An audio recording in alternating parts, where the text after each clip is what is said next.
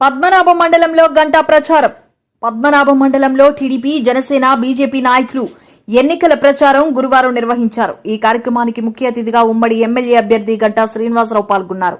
అనంతరం ఇంటింటికి వెళ్లి వచ్చే ఎన్నికల్లో సైకిల్ గుర్తుపై ఓటు వేసి అత్యధిక ఓట్ల మెజారిటీతో గెలిపించాలని కోరారు. ఈ కార్యక్రమంలో గజమాల ప్రత్యేక ఆకర్షణగా నిలిచింది. స్వర్గీయ పాపారావు ఈ గ్రామంలో ఉండేవాడు. ఆ రోజు మొత్తం నాయకత్వం వహించి బ్రహ్మాండంగా ఈ గ్రామాల్లో కూడా మనకు ఆ రోజు ప్రచారం చేసి మంచి భారీ మెజార్టీతో ఆ రోజు ఎమ్మెల్యేగా గెలవడంలో మీ ఆయనాడ గ్రామ పంచాయతీ కూడా చాలా కృషి ఉంది. ఆ రోజు దాదాపు 38,000 మెజార్టీ, భీములలో ఎప్పుడు లేని విధంగా భారీ మెజార్టీతో మీరు ఆ రోజు గెలిపిస్తే మీ మెజార్టీ చూసిన తర్వాత రాష్ట్రంలో కూడా మంత్రివర్గంలో కీలకమైన విద్యాశాఖ ఆ రోజు చంద్రబాబు మనకు అప్పగించారు. మరి 5 సంవత్సరాలు కూడా ఈ భీమిలిలో ఏదైతే కార్యక్రమాలు చేసామో నేను మీకు వేరేగా చెప్పనవసరం లేదు. మీ గ్రామంలో ఎన్నో కార్యక్రమాలు చేస్తున్నాం, ఇంకా చేయాల్సిన కార్యక్రమాలు కొన్ని ఉన్నాయి. ఇప్పుడే అనిల్ చెప్పాడు, ముఖ్యంగా ఏదైతే మనం వచ్చిన రహదారి రోడ్డు, ఈ రోడ్డు అతి ప్రధానం అని చెప్పాడు. తప్పకుండా దాంతోపాటు మిగతా మీ గ్రామ సమస్యలు ఏమున్నాయో అవన్నీ ఎలాగూ ఎలక్షన్లో గెలిచిన తర్వాత మీ గ్రామం వస్తాం, విజయోత్సవంలో పాల్పంచుకుంటాం. అప్పుడు ఒక మొత్తం రోజు మొత్తం మీతో ఉండి మీరు పెట్టే భోజనం కూడా తిని మీ అందరితో మాట్లాడి పెద్దలతోటి పిల్లలతోటి ఈ గ్రామానికి ఏం కావాలో మీ అందరితో కలిసి మాట్లాడుకొని ఒక ప్రణాళికాబద్ధంగా ఈ ప్రాంతాన్ని అభివృద్ధి చేసుకునే అవకాశం కల్పించమని చెప్పి మీ అందరినీ కోరుతా ఉన్నాను. అయితే మీకు ఎక్కువ సమయం కూడా నేను తీసుకునే అవసరం లేదు. ఇంతకుముందు మన వాళ్ళు చెప్పినట్టుగా మీకు అన్ని విషయాలు పూర్తి అవగాహన ఉంది. ఈరోజు రాష్ట్రంలో పరిపాలన ఎలా సాగుతుంది, జగన్మోహన్ రెడ్డి గారు ఏ విధంగా ఆ రోజు ఎన్నికలప్పుడు హామీలు ఇచ్చారు, అధికారంలోకి వచ్చిన తర్వాత ఏ విధంగా హామీలన్నీ కూడా ఇచ్చేశాడు, అలాగే రేపు చంద్రబాబు నాయుడు గారు ఏమేమి కార్యక్రమాలు చేయబోతా ఉన్నారు, ఇవన్నీ కూడా మీకు నేను వేరేగా చెప్పనవసరం లేదు. ముఖ్యంగా మహిళలకు సంబంధించి ఎన్నెన్నో కార్యక్రమాలు తెలుగుదేశం పార్టీ ఉమ్మడి మేనిఫెస్టోలో కూడా చంద్రబాబు నాయుడు గారు, మోడీ గారు, పవన్ కళ్యాణ్ గారు ముగ్గురి నాయకత్వంలో రేపు ఖచ్చితంగా తెలుగుదేశం పార్టీ ఘన విజయం సాధించబోతా ఉంది ఎమ్మెల్యేగా. అలాగే రాష్ట్రంలో కూడా ఈ కూటమి విజయం సాధించే వాతావరణంలో అపూర్వంగా స్వాగతం పలికి మంగళహారతులు ఇస్తూ పూలవర్షం కురిపిస్తూ మీరు చూపించిన ఆదరణ అభిమానం జీవితంలో ఎప్పుడు కూడా మర్చిపోలేని చెప్పి మీ అందరూ కూడా బాగా చేస్తా ఉన్నారు.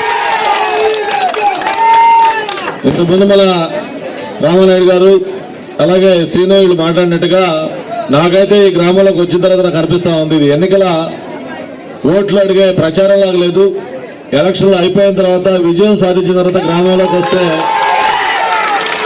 ఒక విజయోత్సవానికి ఎలాంటి ఉత్సాహం కనిపిస్తా ఉందో అలాంటి ఉత్సాహం ప్రతి ఒక్కరు మొక్కలు కూడా కనిపిస్తా ఉంది. మరి ఇందాక మన అనిల్ చెప్పినట్టుగా ఈ ఎన్నిక ఆల్రెడీ మనది అయిపోయింది, మనం గెలవడం జరిగిపోయింది. అయితే మన లక్ష్యం అంతా కూడా ఈ రాష్ట్రంలోనే ఒక భారీ మెజార్టీ దిశగా భీమిల్లో రావాలి, రాష్ట్రం మొత్తం కూడా మన వైపు చూసే విధంగా ఆ మెజార్టీ ఉండాలని చెప్పని మీ అందరికీ మనవి చేస్తా ఉన్నాను. మరి ఇది తెలుగుదేశం పార్టీ ఒకటే కాదు, ఇక్కడ ఒక పక్క చరిస్మా ఉన్న లీడర్ పవన్ కళ్యాణ్ గారు మనకు మద్దతుగా ఉన్నారు, మరో పక్క ఈ భారతదేశంలో గర్వించదగ్గ నరేంద్ర మోడీ గారి భారతీయ జనతా పార్టీ మనతో పాటు ఉంది. మనం ముగ్గురం కలిసి ఉమ్మడి అభ్యర్థిగా ఈరోజు తెలుగుదేశం పార్టీ ఎమ్మెల్యేగా నేను, అలాగే పార్లమెంట్ అభ్యర్థిగా మన భరత్ పోటీ చేస్తా ఉన్నాం. రేపు 2 ఓట్లు కూడా సైకిల్ గుర్తుపైన వేసి భారీ మెజార్టీతో ఎమ్మెల్యే ఎంపీని గెలిపించండి. తప్పకుండా మీ కుటుంబంలో ఒక సభ్యుడిగా మీ గ్రామానికి ఏమేమి కావాలో అవన్నీ కార్యక్రమాలు చేసి మీ రుణం తీర్చుకుంటామని చెప్పి కూడా మీకు నేను మనవి చేస్తా ఉన్నాను. అంటే మనకు ఎక్కడైనా మనం చూస్తూ ఉంటాం, ఏదైనా బిల్డింగు ప్రైవేటు వ్యక్తులు కానీ ఎక్కడన్నా రూల్స్ వ్యతిరేకంగా లేకపోతే రూల్స్ ఉల్లంఘించి నిబంధనలకు వ్యతిరేకంగా బిల్డింగ్లే కట్టుకుంటే ప్రభుత్వం వచ్చి ఆ బిల్డింగ్లు కొట్టేస్తారు, అది మనకు సహజం. కానీ ఇక్కడ ఒక వింత ఏంటంటే ప్రభుత్వం బిల్డింగే, ప్రభుత్వమే కూల్చేయటం. అటువంటి ఒక విడ్డూర పనులతోటి, ఒక విధ్వంసకరమైన పనులతోటి ఈ రాష్ట్రంలో పరిపాలన మొదలైంది. మరి ఆ రోజు నుంచి ఈ రోజు దాకా కూడా ఎక్కడా కూడా ఒక అభివృద్ధి కార్యక్రమం లేదు, ఎక్కడా ఒక మంచి పని లేదు, ఎక్కడా ఒక పరిశ్రమ లేదు, ఎక్కడా కూడా యువతకి ఉపాధి లేదు. ఇలా చెప్పుకుంటా పోతే అన్ని రకాలుగా కూడా ఈ ప్రభుత్వం విఫలం చెందింది. ముఖ్యంగా ఆయన ఒకే మాట చెప్తా ఉన్నాడు, నేను చెప్పిన హామీలన్నీ కూడా అమలు చేశాను. అన్న ఎన్టీఆర్ గారు ఉన్నప్పుడు మొట్టమొదటిసారిగా ఈ పేదవాడికి ఇళ్ళు కానీ, సబ్సిడీ రేటుకే బట్టలు కానీ, ముఖ్యంగా ₹2 కిలో బియ్యం పథకం కానీ, ఆడవాళ్ళకైతే ఆ రోజు ఆస్తిలో వాటా హక్కు, స్థానిక సంస్థల రిజర్వేషన్లు, ఇలా ఎన్నో కార్యక్రమాలు, సంక్షేమ కార్యక్రమాలు తెలుగుదేశం పార్టీ అన్న ఎన్టీఆర్ గారు, చంద్రబాబు నాయుడు గారు చేసిన విషయాన్ని మీకు గుర్తుంది. మళ్ళీ మీకు ఒకటే హామీ ఇస్తా ఉన్నాం. మీకు చంద్రబాబు నాయుడు గారు, పవన్ కళ్యాణ్ గారు ఇద్దరూ సంతకం పెట్టి మీ ఇంటింటికి కూడా ఒక బాండ్ పేపర్ ఇస్తా ఉన్నారు. రేపు ప్రభుత్వం అధికారంలోకి వచ్చిన తర్వాత ఖచ్చితంగా అధికారంలోకి వస్తుంది.